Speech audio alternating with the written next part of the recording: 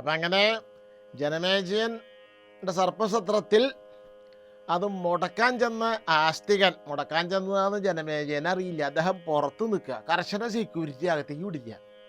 അകത്ത് എന്ത് നടക്കണു? അകത്ത് ഓരോ സർപ്പങ്ങൾ വന്ന് ചാവുകയാണ്. തക്ഷകനെ കാണാനില്ല. തക്ഷകൻ എന്താ വരാത്ത? തക്ഷകനെ പൊരിക്കാനാണ് പ്രധാനമായിട്ട് ഈ സർപ്പസത്രം തുടങ്ങിയത്. മെയിനായിട്ട് തുടങ്ങിയത്, ഇപ്പോഴത്തെ ഭാഷ പറഞ്ഞ പ്രധാനമായിട്ട് എന്നൊക്കെ പറയാൻ വിഷമമാണ്. മെയിനായിട്ട് സർപ്പസത്രത്തിൻ്റെ ഉദ്ദേശം തക്ഷകനെ പൊരിക്കുക എന്നുള്ളതാണ്. പക്ഷെ ആ മെയിനായിട്ടുള്ള തക്ഷകൻ വരണ എവിടെ വൻ? അതിൻ്റെ ഇടയിൽ വേറൊരു സംഗതി നടന്നു. തക്ഷകൻ ഈ വിവരം കേട്ടിട്ട് ഇങ്ങനെ വിറയ്ക്കാൻ തുടങ്ങി. കാരണം ഇതിൽ വന്ന് വീഴണം. എന്നിട്ട് തക്ഷകൻ്റെ ക്ലോസ് ഫ്രണ്ടാണ് ദേവേന്ദ്രൻ. ഗഡീഷ്, തൃശ്ശൂർ ഭാഷ പറഞ്ഞ തക്ഷകനും ഇന്ദ്രനും ഗഡികളാ. തൻ്റെ ഗഡിയായ ഇന്ദ്രൻ്റെ അടുത്തേക്ക് തക്ഷകൻ പോയി. അപ്പം അങ്ങനെ സർപ്പസത്രം നടക്കണു, എൻ്റെ കഥപ്പ കഴിയും, സർപ്പസത്രം നടക്കണു, എൻ്റെ കഥപ്പ കഴിയും. ഏയ് തക്ഷകൻ, അങ്ങ് പേടിക്കേണ്ടിരിക്കുമോ? ഒരു കാര്യം ചെയ്തോളൂ, ഇവിടെ ഇരുന്നോളൂ, ഞാൻ നോക്കിക്കോളാം. സർപ്പസത്രം മുടക്കാൻ വേണ്ട പണിയും ബ്രഹ്മാവിനോട് പറഞ്ഞ് ഞാൻ ചെയ്തണ്ട്. സർപ്പസത്രം മുടങ്ങും, തക്ഷകനൊരു കുഴപ്പം സംഭവിക്കില്ല, ഇവിടെ ഇരിക്കുമെന്ന് പറഞ്ഞു. എടി ഇൻഡിച്ചൽ അവിടെ ഇരുന്നു. അപ്പോൾ എവിടെ തക്ഷകൻ? ഇവിടെ മഹർഷിമാർ എവിടെ തക്ഷകൻ എന്ന് പറഞ്ഞു. തക്ഷകനെ കാണാനില്ല. ആവാഹിക്കുക. ആദ്യം ആവാഹിച്ചപ്പോൾ തക്ഷകൻ ഇന്ദ്രൻ്റെ അടുത്ത് ഇരിക്കപ്പെടുത്തിയില്ലാണ്ടേ. ചൂട് ഇവിടെ വന്ന് തീയിൽ വന്ന് വീഴണം, അതിനാണ് ഈ ആവാഹിക്കണേ. അപ്പോൾ ഇന്ദ്രൻ പറഞ്ഞു, തക്ഷകൻ ഒരു കാര്യം ചെയ്തോളൂ, എൻ്റെ സീറ്റിൽ പകുതി അർദ്ധാസനം കൊടുത്തു. അർദ്ധാസനം, പകുതി ആസനം ആർക്ക് കൊടുത്തു? ആസനം എന്ന് പറഞ്ഞ സീറ്റ് എന്ന് അർത്ഥമുള്ളൂ.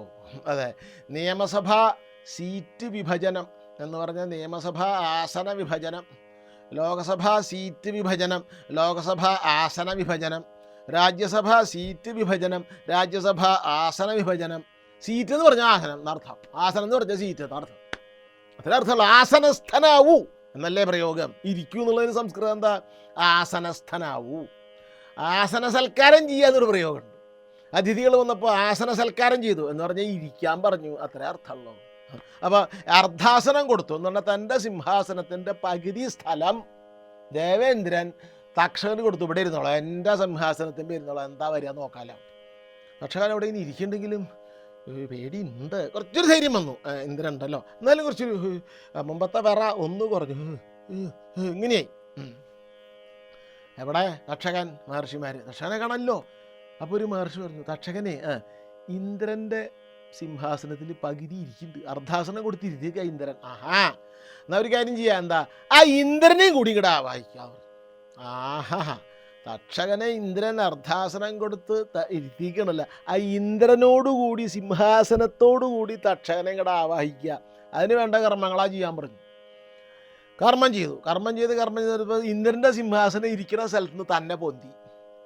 ഇന്ദ്രനും തക്ഷകനും കൂടി സിംഹാസനം ഇങ്ങനെ ഇരിക്കുക, രണ്ടാള്, പകുതി ഇന്ദ്രൻ പകുതി തക്ഷകൻ. അവിടുന്ന് പൊന്തി സ്വർഗത്തിൽ നിന്ന് പതുക്കെ ഇങ്ങനെ താഴ്ത്തിക്ക് വന്ന്. അപ്പോൾ തക്ഷകന് പറ കൂടി തുടങ്ങി.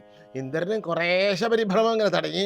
കുറേ കാര്യം തക്ഷകൻ്റെ പരിഭ്രമിച്ചു ഇങ്ങനെ ഏതാണ്ട് ഹോമകുണ്ഡം കാണാറായി. മോളിൽ നിന്ന് സ്വർഗത്തിൽ നിന്നാണ് വരണേ, ഫ്ലൈറ്റ് സ്വർഗത്തിൽ നിന്നാണ് വരവേ. താഴ്ത്തിക്ക് നോക്കിയപ്പോൾ ഹോമകുണ്ഡം കണ്ടു. വീഴുന്ന ഘട്ടായിപ്പോൾ ഇന്ദ്രൻ തക്ഷകൻ തേങ്ങനെ വിടുന്നു. ഇന്ദ്രൻ അവിടുന്ന് ചാടിപ്പോയി. തക്ഷകൻ ചാവണമെങ്കിൽ ചാവട്ടെ, സൗഹൃദമൊക്കെ ഇത്രയേ ഉള്ളൂ എന്നാ ഇതിൻ്റെ അർത്ഥം എന്ന് തോന്നുന്നു. അർദ്ധാസനം കൊടുത്തിരുത്തിയിട്ടേ സിംഹാസനം വീഴും, അഗ്നിയിൽ വീഴും, ഹോമകുണ്ഡത്തിൽ വീണ് കരിഞ്ഞ് ഭസ്മായി തവിടുപിടി ഭസ്മാവും എന്ന് വന്നപ്പോൾ ഇന്ദ്രൻ അവിടുന്ന് രക്ഷപ്പെട്ട് ദേവലോകത്തേക്ക് പോയി. ദീപം കിട്ടിയാൽ മതി, അങ്ങനെ ഓടുന്നു തക്ഷകൻ. ഇന്ദ്രൻ പോയി. തക്ഷകൻ വരിക. തക്ഷകൻ വരുമ്പോൾ ആസ്തികൻ ഇത് പുറത്തുനിന്ന് കണ്ടു. സർപ്പസത്രം നടത്താൻ മുടക്കാനുള്ള മുനി വന്നിട്ടുണ്ടല്ലോ, അദ്ദേഹം ഇങ്ങനെ നോക്കി അവിടെ നിൽക്കാന്ന് പറഞ്ഞു. അവിടെ നിന്നു. സ്വർഗത്തിൻ്റെയും ഭൂമിയുടെയും ഇടയിൽ തക്ഷകൻ അവിടെ നിന്നു. ഇങ്ങനെ പണ്ടൊരാൾ നിർത്തിയിരുന്നത് വിശ്വാമിത്രൻ ത്രിശങ്കുനെ നിർത്തിയതാ. അതാണ് ത്രിശങ്കു സ്വർഗം. ഒരാൾ ത്രിശങ്കുലായി, സ്വർഗത്തിലുമല്ല ഭൂമിയിലല്ല, നടുക്ക് നിർത്തി. അവിടെ ഇല്ല, ഇവിടെ ഇല്ല, അവിടെ നിൽക്കാൻ പറഞ്ഞു. ആസ്തികനെ എപ്പോഴും അകത്തേക്ക് വിടാൻ സെക്യൂരിറ്റിക്കാർ സമ്മതിച്ചില്ല. ആസ്തികൻ അവിടെ നിന്ന് ജനമേജയനെ ഋഷിമാരെ സ്തുതിക്കാൻ തുടങ്ങി. സ്തുതി ജനമേജയൻ കേട്ടു. എന്നെ സ്തുതിക്കണേ, നല്ല സ്തുതിയാണല്ലോ. സ്തുതി കേട്ട് ജനമേജയന് സന്തോഷമായി. അദ്ദേഹം പുറത്തേക്ക് വന്നു. ആ ആളെ ഇങ്ങോട്ട് വിടൂ. ഓ അത് പോക്കോളോ. ആസ്തികനെ വിട്ടു. ആരാ അങ്ങ്? ഞാൻ ആസ്തികനാണ്. ആ, അങ്ങയുടെ സ്തുതി എനിക്ക് വളരെ ഇഷ്ടമായി. എന്ത് അങ്ങേക്ക് ആഗ്രഹമുണ്ട് അത് ചോദിച്ചോളൂ, ഞാൻ നടത്തി തരാം. അങ്ങേക്ക് എന്താ ആഗ്രഹമുണ്ട് അത് ഞാൻ നടത്തി തരാമെന്ന് ജനമേജയൻ പറഞ്ഞു. കുടുങ്ങി. എന്ത് വരം വേണം? എനിക്കൊരു ഒറ്റ വരവുണ്ടോ എന്ന് പറഞ്ഞു ആസ്തികൻ. എന്താ? സർപ്പസത്രം നിൽക്കട്ടെ. ഇനി ഒരു പാമ്പ് പോലും ആ അഗ്നിയിൽ വീഴരുത്. സർപ്പസത്രം നിൽക്കട്ടെ. അയ്യോ ഗ്രഹപ്പഴിയായില്ലോ. അപ്പോൾ മഹർഷിമാര്, എവിടാ തക്ഷകൻ? തക്ഷകൻ പറഞ്ഞാലേ അവൻ അവിടെ നിൽക്കട്ടെ, ഇനിയൊരു പാമ്പ് വീഴരുത്. അപ്പോൾ ജനമേജയൻ പറഞ്ഞു, അത് മാത്രം പറയരുത്. അങ്ങേക്ക് ഭൂമി തരാം, ആന തരാം, സ്വർണ്ണപണ്ടം തരാം, എനിക്കതൊന്നും വേണ്ട. സർപ്പസത്രം നിൽക്കട്ടെ. നിർത്തി. തക്ഷകൻ തീയിൽ വീഴും എന്ന ഘട്ടമായിപ്പോൾ സർപ്പസത്രം നിന്നു. തക്ഷകനോട് പറഞ്ഞു തിരിച്ചു പോക്കോളോ. തക്ഷകൻ തിരിച്ചുപോയി. അങ്ങനെ ബ്രഹ്മാവ് പറഞ്ഞ പ്രകാരം എന്തുണ്ടായി? ജരൽക്കാരു എന്ന മഹർഷിക്ക് സർപ്പരാജാവായ വാസുകിയുടെ സഹോദരിയിൽ ഉണ്ടായ ആസ്തികൻ എന്ന മകൻ സർപ്പസത്രം നിർത്തി. സർപ്പങ്ങളെ സമ്പൂർണ്ണ നാശത്തിൽ നിന്ന് ആസ്തികൻ രക്ഷിച്ചിട്ട് ജനമേജയൻ ആസ്തികനെ അകത്തേക്ക് വിളിച്ചു. വരൂ, അങ്ങ് മഹായോഗ്യനായി ഇരിക്കൂ എന്നൊക്കെ പറഞ്ഞു. അപ്പം ആസ്തികൻ പറഞ്ഞു, എൻ്റെ കാര്യം നടന്നു, ഞാൻ പോവാണ്, പൊക്കോളൂ. പക്ഷേ ഞാൻ അടുത്ത് തന്നെ അശ്വമേധയജ്ഞം നടത്തുന്നുണ്ട്, അതിന് അങ്ങ് സദസ്യനായിട്ട് വരണം. ഞാൻ വരാം എന്ന് പറഞ്ഞ് ആസ്തികൻ പോയി. എല്ലാവർക്കും സമ്മാനങ്ങളൊക്കെ കൊടുത്തു. വിശേഷിച്ച് ഈ മൂത്താശാരി ലോഹിതാക്ഷൻ എന്നത്ര അദ്ദേഹത്തിൻ്റെ പേര്. മൂത്താശാരിയാണല്ലോ പറഞ്ഞത്.